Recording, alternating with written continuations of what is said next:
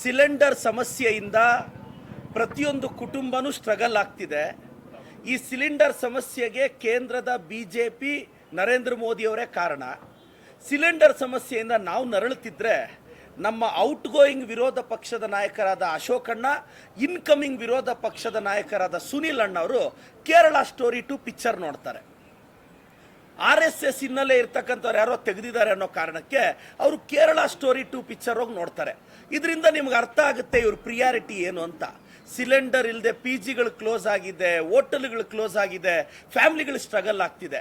ಈ ಸಮಸ್ಯೆ ಬಗ್ಗೆ ಅವ್ರಿಗೆ ಬೇಕಾಗಿಲ್ಲ. ನೋಡಿ, ಇವತ್ತಿನ ಸಿಲಿಂಡರ್ ಸಮಸ್ಯೆಗೆ ಬಿಜೆಪಿ ನೇರ ಕಾರಣ ಅಂತ ನಿಮ್ಗೊಂದು ಎಕ್ಸಾಂಪಲ್ ಹೇಳ್ತೀನಿ. ಎಪ್ಸ್ಟಿನ್ ಫೈಲಲ್ಲಿ ನಮ್ಮ ಪೆಟ್ರೋಲಿಯಂ ಮಿನಿಸ್ಟರ್ ಹೆಸರು ಇತ್ತು,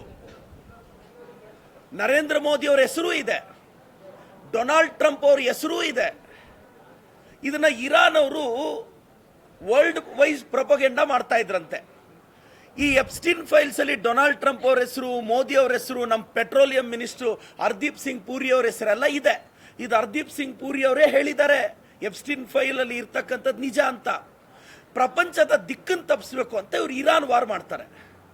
USA ಅಲ್ಲಿ ಒಂದು ಸರ್ವೆ ಆಗುತ್ತೆ, 52% ಜನ US ಸರ್ವೆ ಅಲ್ಲಿ ಹೇಳ್ತಾರೆ ಎಪ್ಸ್ಟಿನ್ ಫೈಲ್ಸ್ ಅಟೆನ್ಷನ್ ಡೈವರ್ಟ್ ಮಾಡೋಕ್ಕೆ ಇರಾನ್ ಮೇಲೆ ಏಕಾಏಕಿ ಅಟ್ಯಾಕ್ ಮಾಡಿದ್ರು. ಇಸ್ರೇಲ್ ಜೊತೆ ಹೋಗಿ ಮೋದಿ ಅವರು ಬಂದ 2 ದಿನಕ್ಕೆ ವಾರ್ ಸ್ಟಾರ್ಟ್ ಆಗುತ್ತೆ.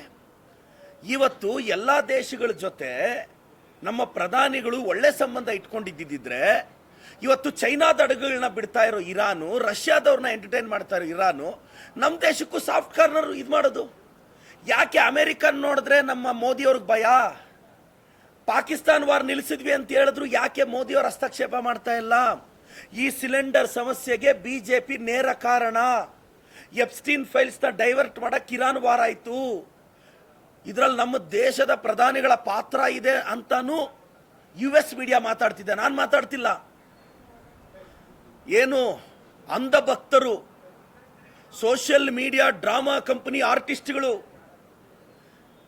ಏನು ಬಿಜೆಪಿ ಫೌಂಡೇಶನ್ ಹಾಕಿದ್ದೆ ನೀವು ಅಂತ ಆಡ್ತಕ್ಕಂಥ ಸಾಮಾಜಿಕ ಜಾಲತಾಣದ ಅಂಧ ಭಕ್ತರೇ ಇವಾಗ ಇದು ಇಂಟರ್ನ್ಯಾಷನಲ್ ಪ್ರಾಬ್ಲಮ್ಮಾ? ಪ್ರತಿ ಮನೆ ಸಿಲಿಂಡರ್ ಇಂದ ಎಫೆಕ್ಟ್ ಆಗ್ತಿದೆ. ಇದಕ್ಕೆ ಬಿಜೆಪಿ ನೇರ ಹೊಣೆ ಅಲ್ಲ ರೀ. ಸಿಲಿಂಡರ್ ಸಮಸ್ಯೆಯಲ್ಲಿದ್ರೆ ಅಶೋಕಣ್ಣ ಹೋಗಿ ಕೇರಳ ಸ್ಟೋರಿ 2 ಅಲ್ಲಿ ಕೂತ್ಕೊಂತಾರೆ.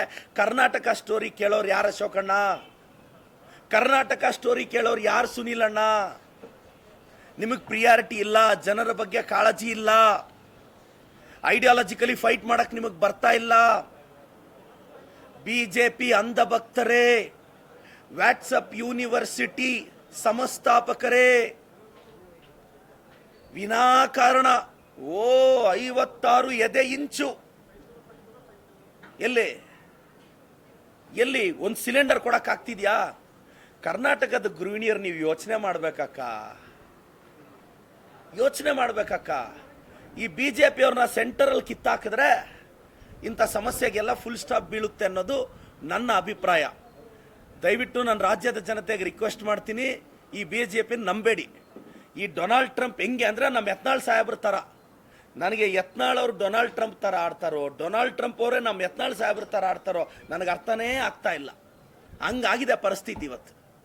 Thank you sir.